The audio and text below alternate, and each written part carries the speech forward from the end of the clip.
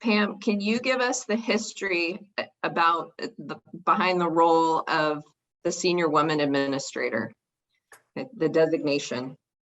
Well, it's a pleasure, first of all, to be with this group of people to discuss this, all of whom have contributed greatly to the success of Title IX and advancing opportunities for women. So I just want to say thank you for all that you have done along the way and provided the chances for young women to be able to excel. And this role of the SWA, Senior Woman Administrator, evolved from the PWA, which was the primary woman administrator, which was the designation that was given in order to identify a person on every campus as the governance for women's sports transitioned from the AIW to the NCAA. And as that transition occurred, there was a lot of concern on the behalf of women that there would be a diminished role in the governance of women's sports as we move to the NCAA. And so through a series of meetings prior to the actual transition to the NCAA, lots of meetings were held. I remember attending one in Phoenix, Arizona with Western United States schools and women, and meeting with the NCAA to try and determine what representation would look like within the NCAA structure and the governance structure so that women would be included. In fact, there was a lot of discussion about having a certain number of women on every committee in the NCAA, from the executive board, president's commission on down through all the sports committees. And then it evolved into, rather than a number, they talked about a percentage, and then they talked about, okay, what happens when that percentage is reached? Is that a limit? And so it was a pretty important discussion to begin to have women that had grown the programs for women up to this point to continue to be able to be in positions of leadership.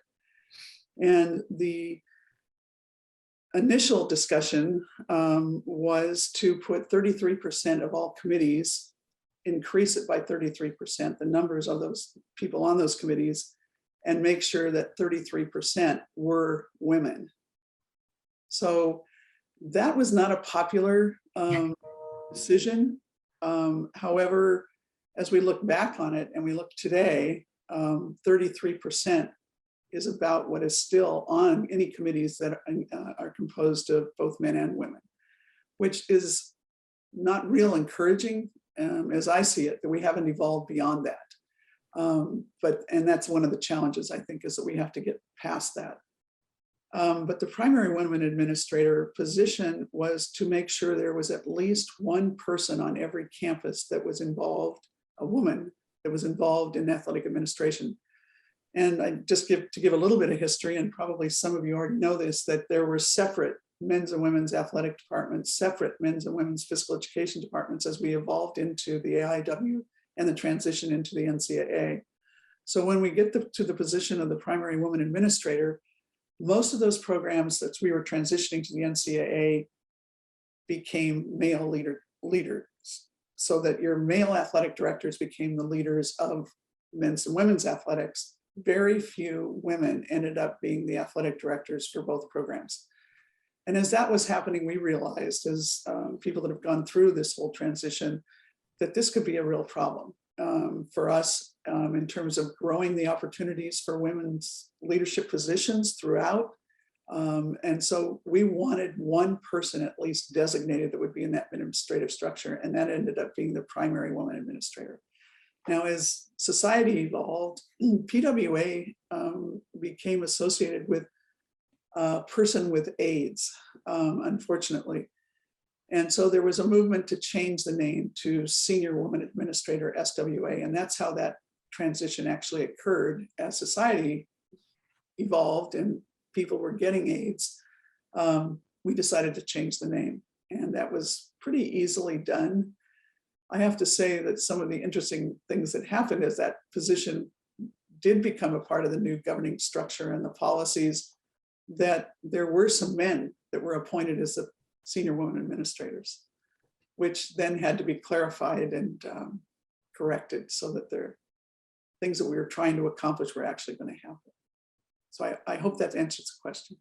I would be remiss to say that we have different generations on this call who have all been impacted by the history that Pam just shared. And so I would love to transition to Nona to get a sense from your collegiate experience. Walk us through how the designation of SWA impacted you, I guess, personally and professionally during your time in this industry and college athletics. Yeah, great. Good morning, everyone. Again, to reiterate what Pam said, it's a pleasure to be here. Really excited to talk about the history and how far we come, but still how far we have to go. I came through as a student athlete during the AIAW days, so it was on the cusp of Title IX really starting to be implemented across campuses across the country. So I was a student athlete at Michigan State University at that time. And our SWA, when I was there, was Dr. Nell Jackson. And Dr. Jackson was noted throughout the world as far as her Olympic status, both as an athlete and as a coach and as an administrator on a number of different campuses. So I was very fortunate to have Nell as a leader when I was coming through as a student athlete. So I got to see someone who looked like me in the role, that I would not long after fill as well. So very fortunate in that situation. And as the SWA, on the different campuses that I've been on, you can look and learn and be something different along the way. It depends upon the role that the athletic director asks you to play.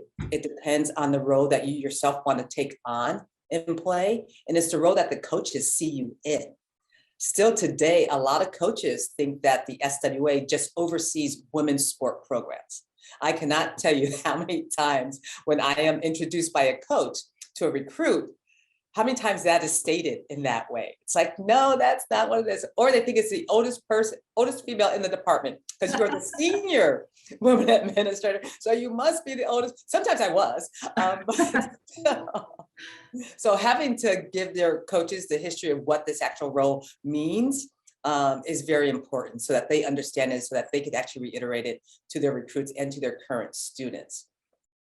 But the involvement of it, and Pam stated this, we've come a long way, but we still have so far to go because as you look at the percentages, as far as occupying committees at the NCAA level, we haven't gained any ground.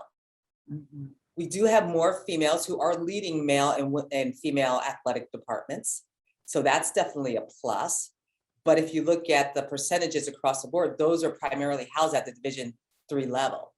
Then it's Division II, and then it's Division I. As we all know, Division I has very few female athletic directors, especially when you look at the Power 5 level. So a lot of work still to be done. But you have to look at who's hiring those individuals, who's leading the ship on those campuses. And that will kind of sort of give you an indication of why there are so few women who are sitting in that AD chair. But still, I digress. So talking about the SWA, again, we have a lot of opportunities for professional growth and professional development to assist us in how we actually lead the departments that we're a part of. And so by being able to touch a lot of what is around us can give us the experiences that we need to move on and to help the programs that we're currently in. So very grateful to organizations like Women Leaders. And that's actually how Pam and I first connected. We were on the board of directors for what was then called NACWA. So getting to know Pam and having a relationship with her assisted me in getting the SWA position at UC Davis, which positioned me to go on and be where I am today. So the SWA role is very, very important. All your coaches and your staff will come to you within your department for various positions and thought processes and how to look at things. So it is definitely a crucial and very important role to play within each and every athletic department. Thank you, Nona, for that perspective. And to add to what Pam has given us, the history of the designation, and Nona explaining the impact it had for her, both as a student athlete and now as an administrator. Ashley, you have the unique perspective of being a former Aggie student athlete and now an SWA. Can you walk us through kind of your experience with the designation? Yeah, I was a student athlete, and Pam was actually the SWA when I was playing volleyball at UC Davis. And really, she has obviously been a trailblazer for many of us that are pursuing this career. And really, for me, was an example that inspired me to want to pursue intercollegiate athletic administration as a career. Watching the things that she did, and again, her role within the athletic department at UC Davis. When I left UC Davis, I was fortunate enough to go to the University of Tennessee. And as Pam mentioned, the separate departments, there were separate men's and women's athletic departments. And so while we had a female athletic director in Joan Cronin, the male athletic director really dictated, and obviously the revenue generated through football dictated so many things about what we were able to do in women's athletics.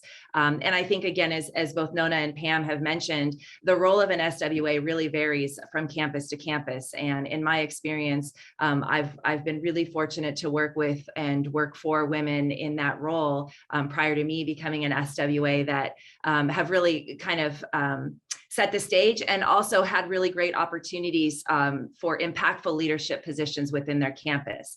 I left UCLA, or I left Tennessee and went to Louisville. So I worked for Julie Herman, who did a wonderful job in really raising the bar at Louisville for women's athletics. Then had the opportunity to go to UCLA, which again has worked for Patrina Long there, and she really led by example in a lot of the ways that she managed the athletic department.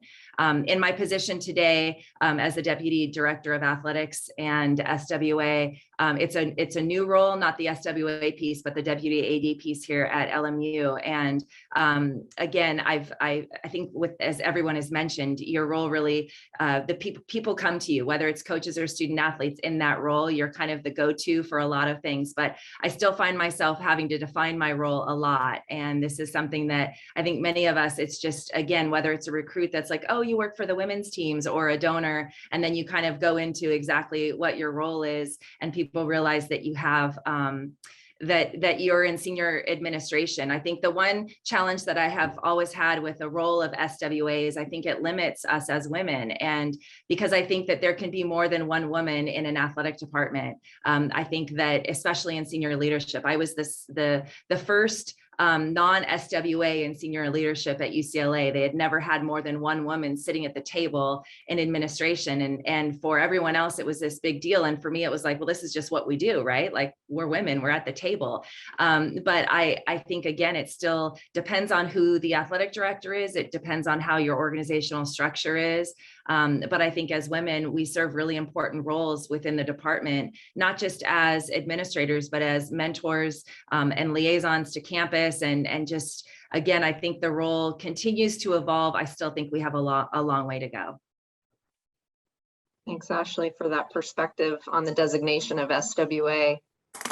I feel like Ashley just transitioned us to start to talk about kind of what we've all experienced ourselves and what we've seen our student athletes experience in terms of collegiate sport, and where we've been and where we're headed. So, I'm going to transition to Nona. Can you kind of compare and contrast your experience today as a female student athlete to that of the female student athletes that you work with as an administrator today? Oh my goodness, it's night and day. Like I said, I came through the AIW days. I think the last year that I competed was 1981. So I've just given you my age. So that was the year you could choose to compete either AIW or NCAA as your sport program. Mm-hmm. So we stayed in AIW at Michigan State, and then the following year, everyone had to transition over to NCAA championships. But when I was playing, and what we received as student athletes is, you can't even compare to what the student athletes receive today. We received shoes that we actually had to turn back in. And if you're returning to the team, you would get those back. Our uniforms are a set of one green, one white for home and away, polyester, short blend, and then we evolved to bun huggers. We traveled in paneled station wagons or 15-passenger vans, which no one should be doing any longer. We did have one flight a year. We were actually able to fly out to California from Michigan and play in this huge tournament hosted by UCLA. And that was always the highlight, of our year, was traveling out. I mean, I still have pictures, us strolling down the street in our bun huggers, so we're in our full uniforms, just taking in all the sun and the sights and the sounds. For me, a kid coming from upstate New York, this was totally new and foreign to me, so I had to make sure that I took it all in and enjoyed every moment of it. But jump forward to today, and the contracts with the sporting goods brands, flights every other weekend for all intents and purposes for the student athletes, the cost of attendance differentials, the full scholarships. So everything that we did not have then, our student athletes are benefiting from it now. But what is lost to them is that that's not how it always was. You still have to educate them and let them know that, this is something that everyone had to work to get you to, so that you became the beneficiary of, and not everything is just given to you. And one of the reasons that I actually transitioned from coaching to administrating was to help to educate, all student athletes on the processes that we all go through, and to not take anything for granted. The privilege that we have for being student athletes is a privilege. It's not a right, so being thankful, for everything that you get. And we were thankful because we didn't have anything to compare it to. That's what we knew. So we just soaked it all in for having the opportunity to compete in a sport that we just loved. We didn't care about time limits. We were going to show up in the gym 24/7. Don't tell me we can only go for 4 hours, 4 hours a day, 20 hours a week maximum. Nah, that wasn't in our vocabulary, because we just enjoyed it so much. We weren't there for the products and the goods that we received by way of it. We were there because we enjoyed and loved the sport so much. Nona, you touched on your transition to administration and sharing the story of all of us as female student athletes. We're all former collegiate student athletes, and what we all experienced versus what the student athlete experience is today, and the challenges that our predecessors and trailblazers paved the way in order for there to be that change. Pam, talk a little bit about how, knowing that history of where we've been and where we're headed, talk about the challenges that you faced advocating for women student athletes during the transitional time, the history you talked about with the mergers of two athletic departments, the women's athletic department and the men's. Instead of the women being retained, the men were retained. Talk about that time frame for student athlete experience, and now looking ahead 50 years from that transitional period. Talk about what that looked like for student athletes and for administrators. I feel really fortunate to have been at Davis starting in 1973, just right after Title IX had passed, and there was the evolution of policies as to how this law that had been passed was actually going to be implemented. And it took about 5 years for the government to come out with the guidelines as to what does this really mean? How is this supposed to be implemented? How is it going to be measured? And so I spent a lot of time with Joe Singleton, who had been the athletic director at UC Davis, and loved him. I was so fortunate to have a mentor that initially was not really happy with my appointment as his assistant. And that appointment actually happened when the women coaches got together and said, there is no female representation in this athletic administration, and there needs to be a voice. and the chair of the department, because athletics at that point still reported to physical education, where there was all male physical education directors and the athletic director being male, and all the assistant athletic directors are also male. So we wrote a letter to the chair of the department, to the athletic director, and to the vice chancellor of student affairs and the chancellor. And they all met and they came back and said, okay, well, you're going to be the assistant athletic director. What? I had no training. So I said, okay. And I was probably at that point the youngest member. And so of the staff in terms of women. So I had a lot to learn. And I just feel blessed again to have had the opportunity to work with Joe, because after his initial shock that he was now getting given an assistant that he had no say in, we became very close friends, and I learned so much from him.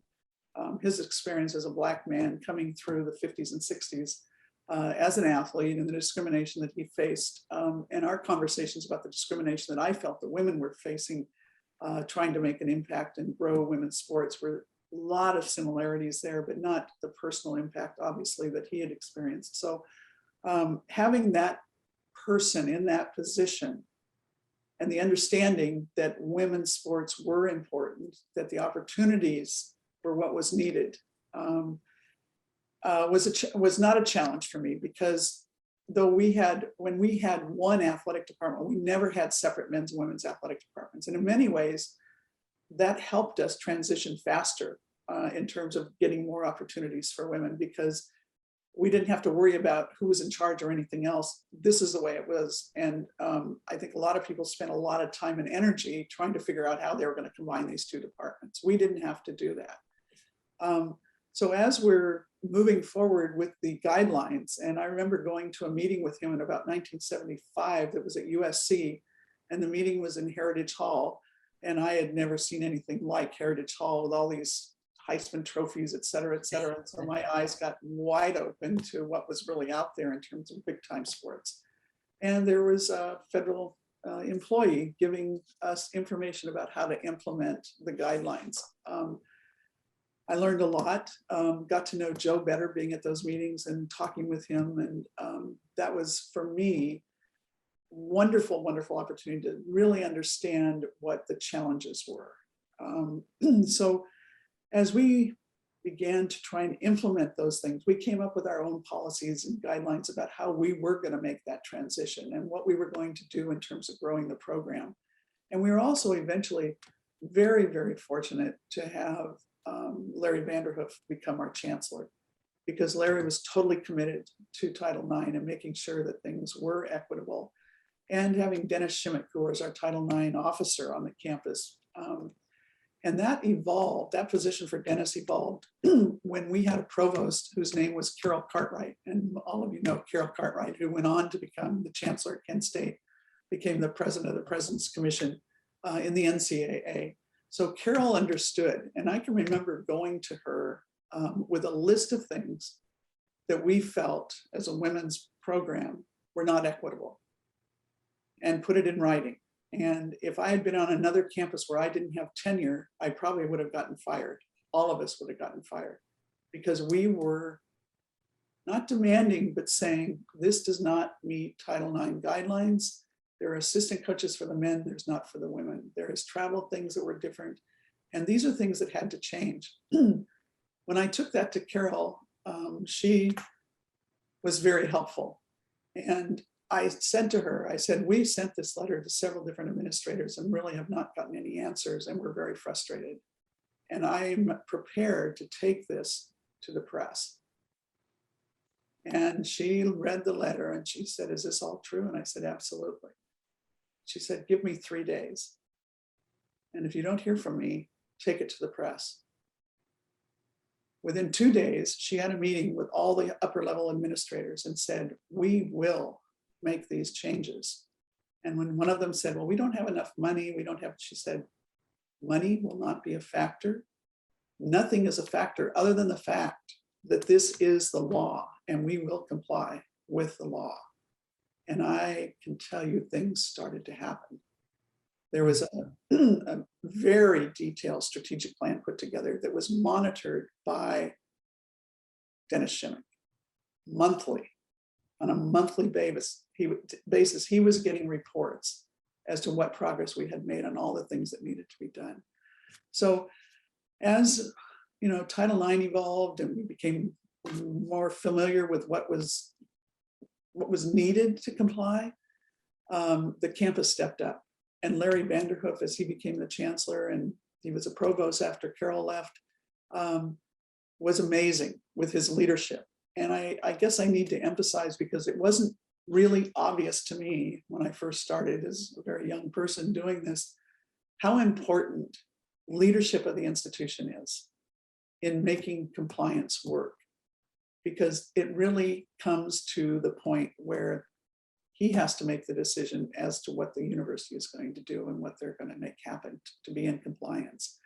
And I felt very naive after I finally realized that, mostly after I retired, because I really felt at the time that I was working, it was the people that were in the trenches that were actually the ones that were making a difference. Well, bottom line is, it's the leadership at the top that have to buy into this to make this all change and work. And we were fortunate to have Larry Vanderhoof there. We also had great support across the campus when you have a status of women's committee on the campus, which was talking about opportunities for women in all areas of the university. But athletics was one that they embraced. People like AC Hannum, people like, I can't remember her name, Jan Stallman, who was a chair of that committee, became an avid supporter of women's sports and had a voice directly to the chancellor. People like Ruth Anderson, who was in the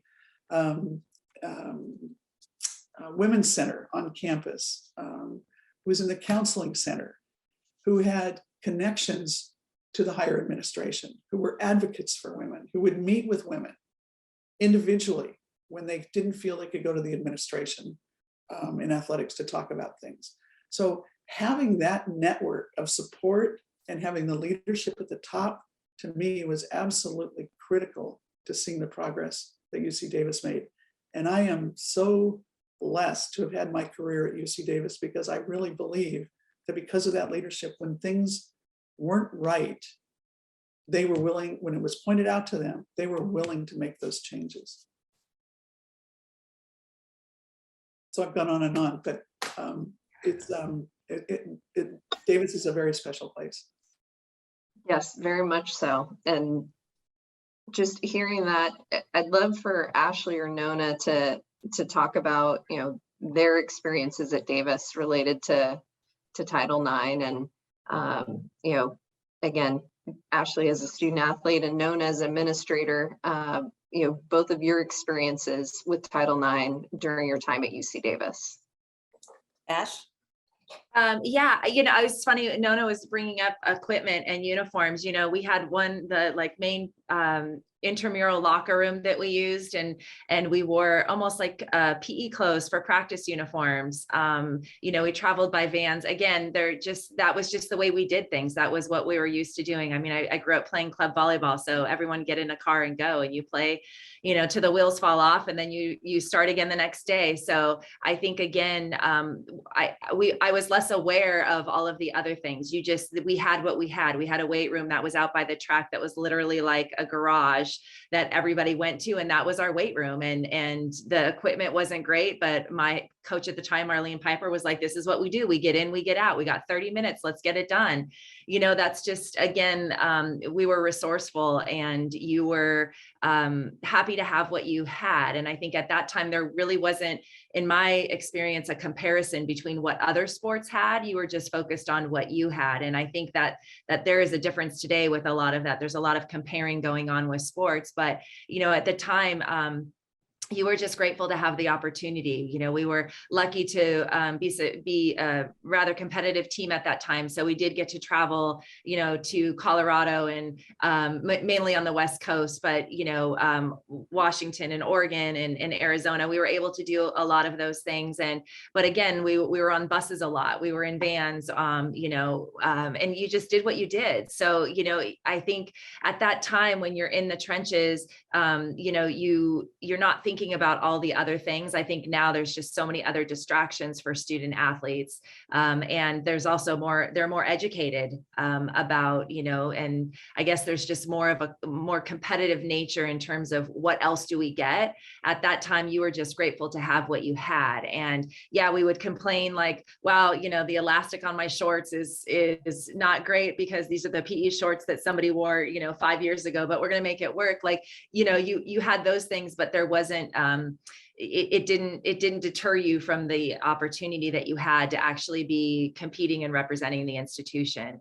I think, again, facility wise, there was a lot of things that needed to change. And there was, and I know, again, as a student athlete, you're not behind the scenes. You don't get to see that. We were in Stokely and there was no air conditioning. And, once in a while we got to play across campus, in the big gym, but mainly we were where we were and didn't complain about it. It was part of the experience.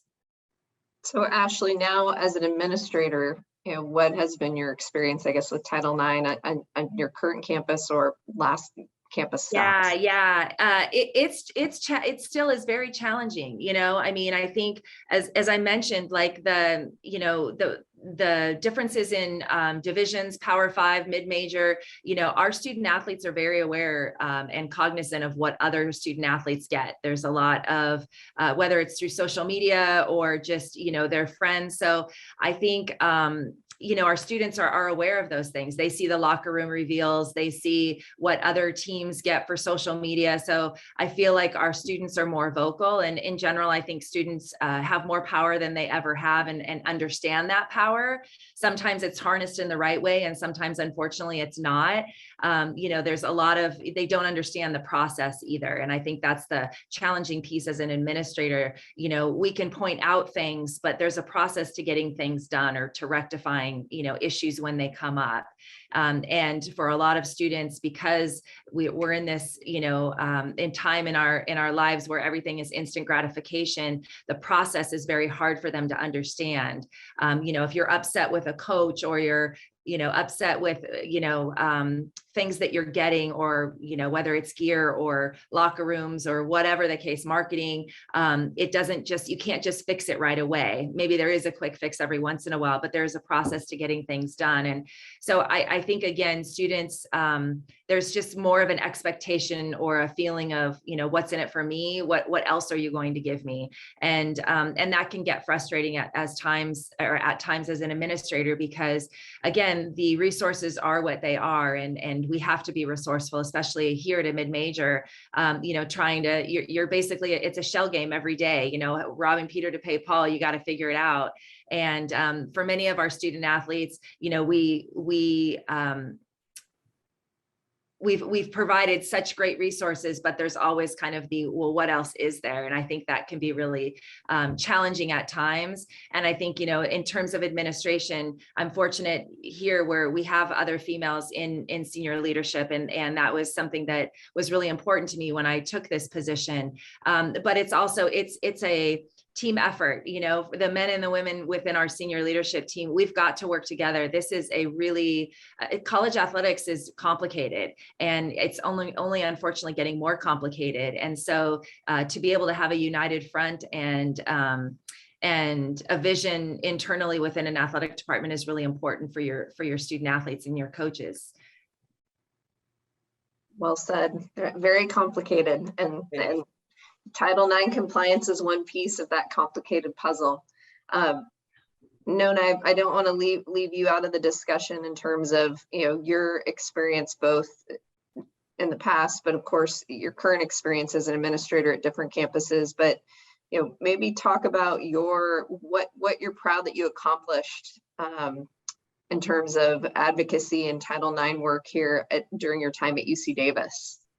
Yeah, I was fortunate yet unfortunate to follow on the heels of Penn Fisher, who had done all the work, laid the plans in place. So implementing, and as we were transitioning from Division II to Division I, you also now have a totally different lens that you want to put on things as well. And that becomes a little more complicated as well, because at Davis, as you all well know, the funding sources there are primarily student fees. So the bulk of that and those students wanting to have a say on what you do within your programs and how things are allocated. And when we went through the budget cuts in 07, 08, I mean, that really, really affected not only the campus, but the students who had funds invested within the athletic department. So the fact that we had to make some very, very tough decisions as far as sport offerings were concerned, it hit everyone very, very hard. So those are the challenges that you have to realize come with the territory that you're in. That's the complication of collegiate athletics. It's not just roll the ball out there, and put it in the hoop. Funding allocations, staffing allocations, scholarship allocations, and making sure that you do all of it, accordingly, and making sure that everything is balanced in how you look at it. When you throw football into the mix, that's a totally different animal, because there's not any one women's sport that compares to a football program. People are throwing money at rowing or throwing money at ice hockey. Ice hockey numbers do not compare anywhere to where football numbers do. You've got to have multiple sports to make up that difference. But because those sports are so different in how they do things, it still collectively doesn't measure up to a football program. So those kind of nuances go into play there. But I think the biggest thing is showing people that you care, that you listen, and that you're going to do the best that you possibly can for their program without shortchanging anyone else. But you've got to make sure that the balances are there. You don't just throw money at it for widgets that individuals don't need. You invest in what's going to assist the student athlete in getting the best opportunity that they're going to get. Not necessarily what the coach wants, but what the program needs. And so having blinders off, eyes wide open, and making sure you're looking at each and every one of your programs that you have to make sure that Sally is not being shortchanged because Paul is getting more than what he needs within the program. But it's not easy. It's very complicated. And so it goes person by person, sport by sport. And to that point, here we are 50 years later, the anniversary of Title IX. And I think it'd be great for each of you to if possible, talk about what you're most proud of that's been accomplished in this 50-year time frame. You can reflect, and what surprises you that we're still talking about today, 50 years later, that maybe hasn't been accomplished by us in college athletics. So I transition over to Pam to start. Where are we 50 years later? Well, I think when you look back on 50 years, first of all, can I possibly have experienced 50 years? I mean, I'm not that old, but yeah, I am. So it's been a great journey. I think that, and again, my experiences at UC Davis, I spent 1 year at Penn State, and I was very surprised at the time that I went there in 1979-80 on sabbatical, how far behind they were at that time. In fact, I remember the women's basketball coach was retired, didn't retire, Pat, I can't remember her last name, but anyway, she decided to leave, and I could understand why she was leaving after watching what she had to put up with in terms of getting scheduling for practices, let alone many other things. And so the fellow that I was working in the office of the director of football operations, and he was sort of an athletic director for the whole program as well. And he said, "Are you interested in that job?" And I said, "No, I'm not. I'm going back to Davis." Because I really felt that Davis at that point, and I'm not trying to denigrate Penn State at all. I love Penn State, and I think that what they have done there over the years and the growth of their women's programs is unbelievable, and they've done some outstanding things there. So I don't want to denigrate that in any way, shape, or form. But in 1979-80, which was, right after basically the guidelines had come out in terms of how to comply, they had a long way to go, and they've done that. They've done a beautiful job. And at Davis, I felt like we were moving faster, and I was appreciative of the fact that we had the type of leadership that was going to allow that to happen. And things were changing, and they were changing for the better. As a coach, I experienced the things that improved in terms of moving from the Hickey gym, lower Hickey gym to upper Hickey gym to the rec hall. Getting into the rec hall was an interesting process where a work group was deciding who was going to get to play in there. And so as a basketball coach, I went to Joe Singleton in the spring and said, Joe, when are we going to play? When are we going to practice in the rec hall? And he looked at me kind of funny and he said, you're not. And I said, what? And he said, you're not playing in the rec hall. And I said, that can't happen. That can't happen. Why? That's a student building. My students are helping pay for it. I helped raise money for it. So what's happening here? And he said, well, they don't think you draw enough fans. And there were many other things that they said. So it's only going to be men's basketball in the rec hall. And I said, I think that's a violation of Title IX when you compare facilities. And he looked at me and he said, do you want to fight this? And I said, yes. And so he went back to the work group and they said, I think the women should be playing in the rec hall as well as the men. And the group was mostly people not in athletics, people from all over campus, as Davis does. They have representation from departments and staff, et cetera, who weren't familiar with Title IX in their defense. And so he said to them, and they said, no, we don't think the women should be there. And he said, well, do any of you have any federal funding involved in any of your programs? And they all raised their hands, of course. And he said, well, if you want to keep it, I think we should let the women in the rec hall. We were in the rec hall. And again, it took the leadership of Joe Singleton, but then that committee being educated about what we were really talking about in terms of a campus and complying with federal law, as well as providing equal opportunities for all students, not just male students.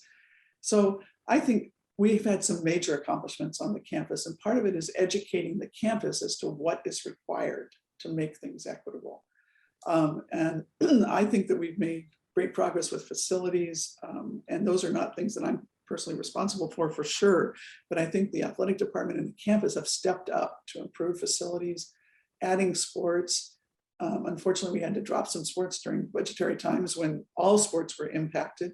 But I think that the situation as we have grown has continued to provide more and more equitable opportunities for all student athletes. And I think that is a major accomplishment for any institution today. I think that continuing to have to meet Title IX guidelines as they stand, and this is something that I think has to, Ashley and Nona, continue to be looked at, and perhaps my women colleagues would shoot me for saying this, but to say that if you have 70% men, 70% women on your campus and 30% men, and you have to adjust your opportunities to participate based on those numbers and end up cutting men's sports to the point where you're barely surviving, is not really what Title IX was intended to do.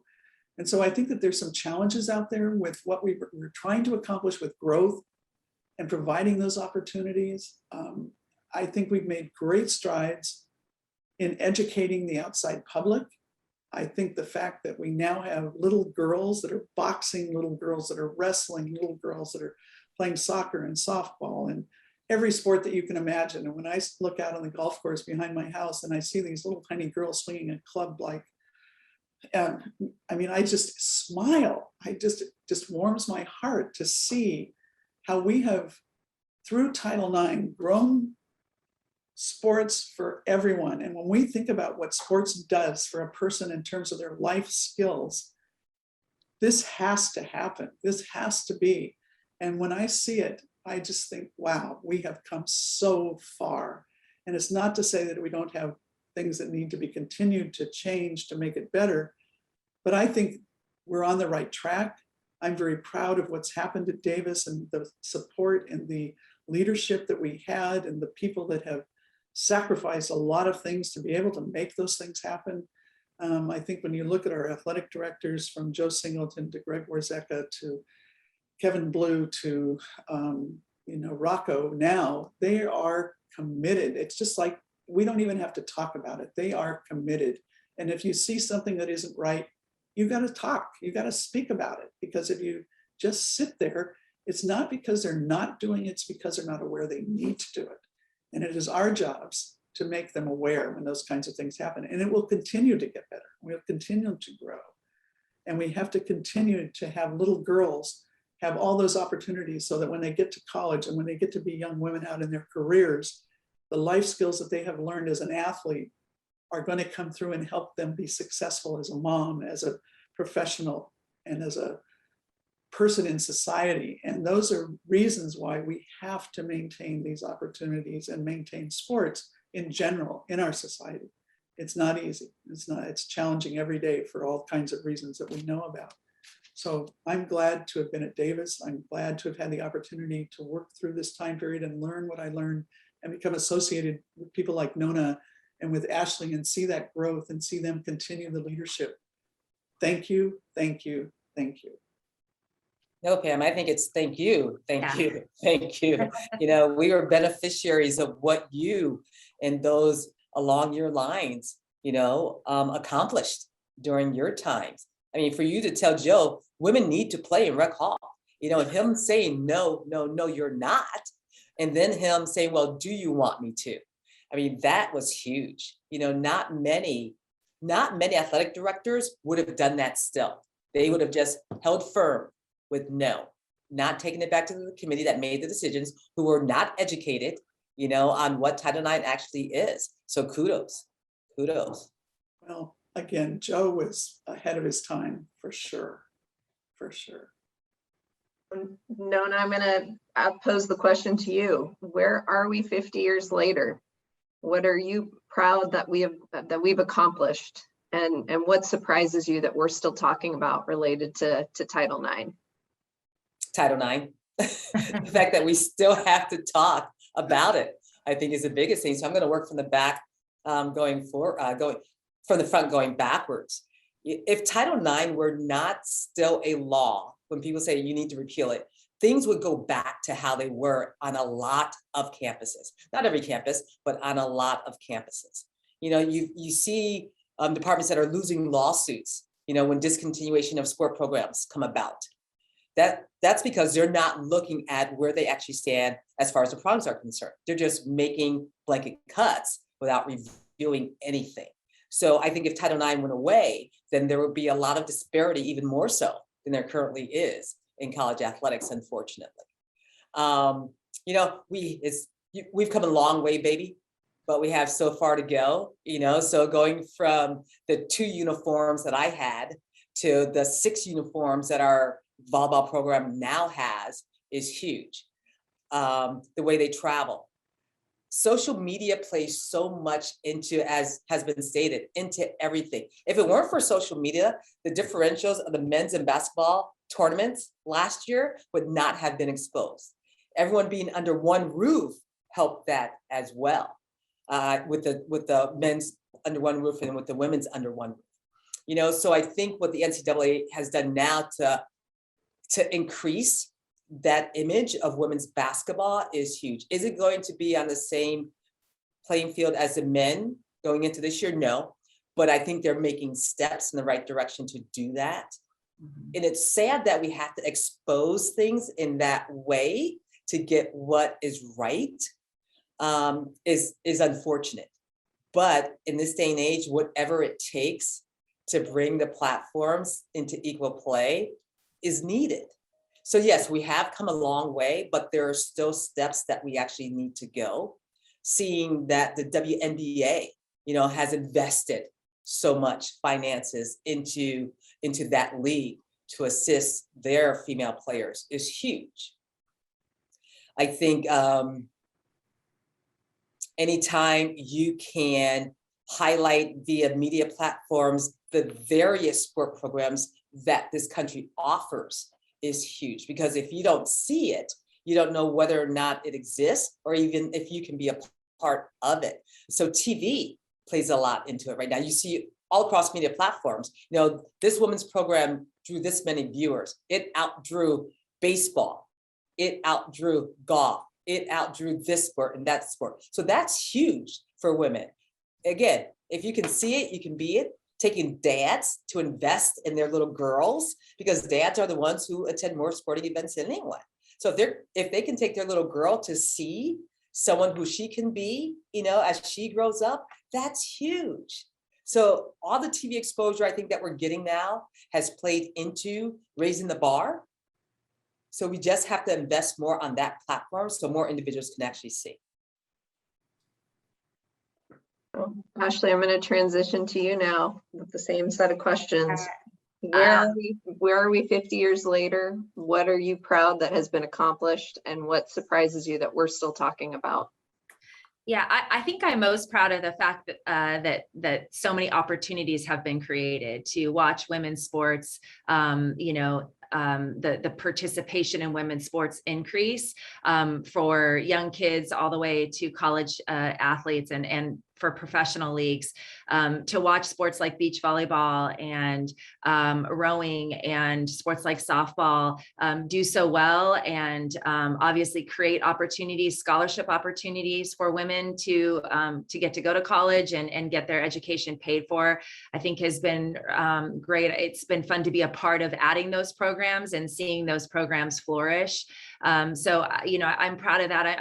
I'm proud of the fact that there are certain sports that, for their championships, they're selling out arenas, whether it's women's volleyball or gymnastics or the College World Series, for softball, or, watching beach volleyball and ESPN is tracking that tournament in Gulf Shores, Alabama, of all places, for its entirety. It's fun to see that. And it's also fun to see the women that are participating get to experience that at the highest level. So I've been fortunate to see that and be around that and know that the impact that is making on them, on those women now as collegiate athletes, but also in their lives as they move forward. Because for many of them, that's the highlight. That's one of their favorite parts of their life, right? That's a beautiful memory and a great opportunity that they have. So it's been fun to watch those things. I think it's been great to see more men being allies and championing women in leadership. I definitely think for many of us, and Pam alluded to it earlier, there are some really great men in this business that understand the importance of women having a seat at the table. And without them, for many of us, we wouldn't have those opportunities. And again, I think for many of us, we're passionate enough and resourceful enough and have enough initiative that we would find a way to get to the table. But I think, again, having men that have been great partners along the way help us, I think, is really important. I think what surprises me that we're still talking about or that we're still dealing with is this is an everyday battle. I'm not just speaking for myself, but I think for a lot of women that are in these roles on campuses, the battle still continues, whether it's talking to somebody about, wait a second, the men are using this gym, the women need to also be able to access this gym, or, charter flights or social media or marketing exposure. Like the fact that we're still having to have these conversations on a daily basis, I think again, not that I don't think that it wouldn't happen, but I just think it's still sometimes really frustrating, because I think without positions like SWAs, I'm not sure where we would be as women in intercollegiate athletics. I don't think that, I think that, again, we serve a really important role. And unfortunately, I think we're still battling. And while I do think it's been great to see all the things that have been accomplished over 50 years, I think that, there's still a lot more work to do. And I think, again, it's not just about a senior women administrator. It's really about athletic departments and universities stepping up and doing what's right, and, finding ways to get it done. And so I think that the battle will continue. And I think, more than anything, I'm glad to be a part of it, because I think it's really important, because I see the faces of the women that are competing at my institution and institutions across the country, and they deserve to have the opportunities to compete in the sport that they love. You guys are doing a great job transitioning us as we talk about the 50 years of Title IX. And you've all touched on this a little bit with where are we headed. Just maybe deeper thoughts on what's next for advancing women's programs, and what can our current student athletes and the general public do to help all of us in our roles on our campus? And any thoughts on in that area? I think we need more great- women in coaching. Sorry, Nona. We need more women in coaching. I mean, the numbers have dropped, and a lot of that is because women are making decisions about family or just the pressures of coaching. And it's a lifestyle. It's not a job. It's not a 9 to 5, right? It's a 24/7 career lifestyle. But we need more women in coaching. We need more women that are competing now to pursue opportunities to coach, so that we can see them on the sideline. And we need to prioritize those things. I think more women in administration is obviously something that we need to continue to grow. I think those are just the few things that come to mind for me. Yeah, I was going to say, being great ambassadors for the sports that we actually have, being very good role models, so that we do have young girls who want to play the sport that they love. Control the parents, the crazy kids' parents, who want to be the coaches, want to be the cheerleader, but don't know how to do that. So I think educating parents on how to be good sports in the sport for their children is important as well. And identifying individuals who are coming through our programs who want to get into coaching, so that they know those next steps and have your support, who want to get into administration, so that we can actually groom them to do so. A lot, even though there are more of us out there, they still don't understand the number of roles that are within an athletic department. They may know who works directly with their program. That might be strength and conditioning coach. That might be the athletic trainer. That might be the communications person. But they don't know about marketing. They don't know about fundraising. They don't know about facilities. They don't know about all the other components that go to make the department run. So I think exposure for them will assist in getting more females into athletics at all levels. I don't have a whole lot to add for sure. And you all are in the position now where you are leading and you are promoting and you are setting examples as role models for future people to be involved. And I agree totally with the comments. And Nona, you said it, and I actually had a young woman say it to me at a career fair when I was talking about being a coach, and it stuck with me all these years because this happened while I was still coaching, is that why aren't there more women? And then she said, student in high school said to me, if I can't see it, I can't be it.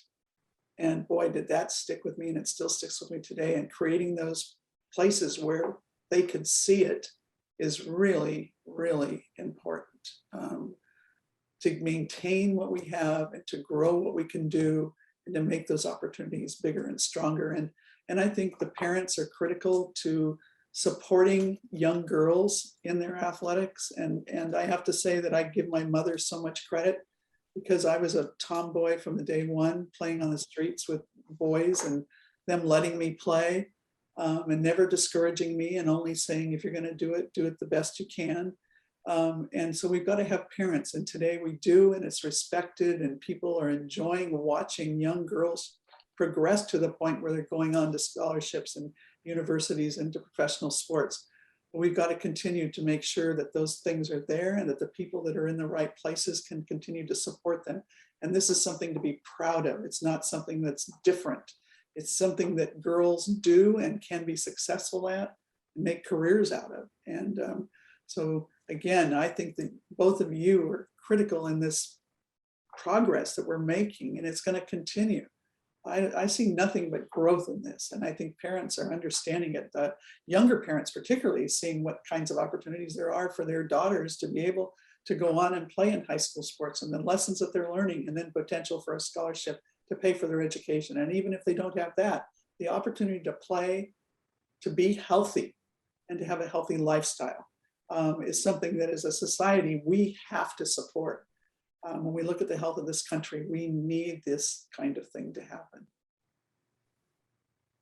Well, I know when I meet with especially our women student athletes as they're leaving UC Davis, I talk about making it better for those who follow in their footsteps. So I make a big emphasis on what everyone on this call has done for women's sports. And I challenge them to continue to improve upon the foundation that has been set. So that's one of the things that I emphasize a great deal with our women's student athletes. It's their responsibility to pay it forward, to give back, whether that's coming to a game or watching us on a live stream, following us on social media, or when they financially are able to give back to the programs that they participated in, because that's ultimately, we have to support one another in order to continue to grow our women's programs. And it starts with us. I know we're running out of time here, so I want to open it up again to see if there's anything else that the three of you would like to share in terms of, as you reflect on 50 years of Title IX as Aggies, any last thoughts on your experience at UC Davis as student athletes or administrators as we celebrate 50 years of Title IX at UC Davis? I feel as though I was there for 7.5 years, and for a short period of time, I want to say that's 15 months, I actually was the interim athletic director, as well as serving as a senior women administrator. And people ask me, Nona, you've been so many different places. Where's your favorite place? And UC Davis always rises to the top. And why is that? It's because of the people. It's because of the community. It's about the support. It's about the buy-in. And so having the opportunity that I did to spend time at UC Davis formulated where I've been 2 stops since then.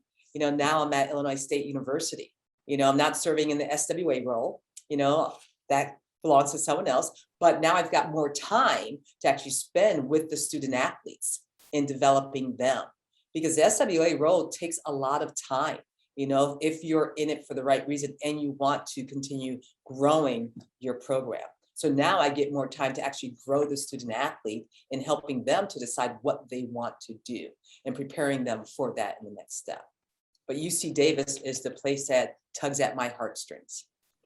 So thank you very much, Pam, for doing all that you did, and laying the table for me to actually get there and help to advance the programs.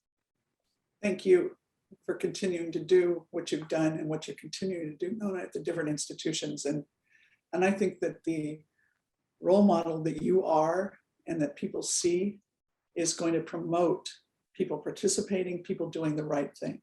And you are a great advocate for people being able to see that Title IX is critical to the continuation and the growth of women's sports. So thank you. And Ashley, wow, you're just doing wonderful things. So glad for you, and so glad that you've had a mentor, and Katrina Long at UCLA. Was wonderful, and Joan Cronin, one of my all-time favorite people and one of the best administrators ever. Yeah, thank you for what you're doing, and again, excellent role models. And I can't emphasize enough, I think the fact that being a role model is important, because again, if people can see it, they can be it, and you can continue to lead and move us forward in 50 more years, and who knows where we'll be, on the moon, probably playing. Yeah, it's an honor to be here this morning to be talking with all of you. And I, when people ask about my career and where I started in terms of Davis, I'm so proud of the experience that I had, and also just being able, again, as I mentioned with Pam, but also just I was coached by 2 women, and in this business, as I work with men and or men's and women's teams, I always feel so lucky that I had the experience playing collegiately for female coaches, and Marlene Piper and Sharon Clark.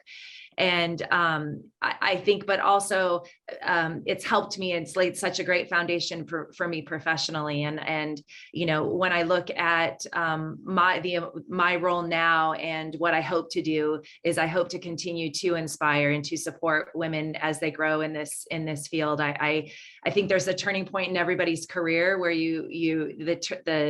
the tables turn, right? Like you were the young administrator and now you're the seasoned administrator, so to speak, or the person that now people are asking you for advice about. And but I haven't stopped asking the people that have more experience than me, because at the end of the day, it's a village. And at the end of the day, I think we need one another, and we need to rely on one another as women in this business to really continue going and supporting one another to continue to move the needle for women in athletics. Well, Ashley, Pam, Nona, thank you so much for celebrating 50 years of Title IX with UC Davis.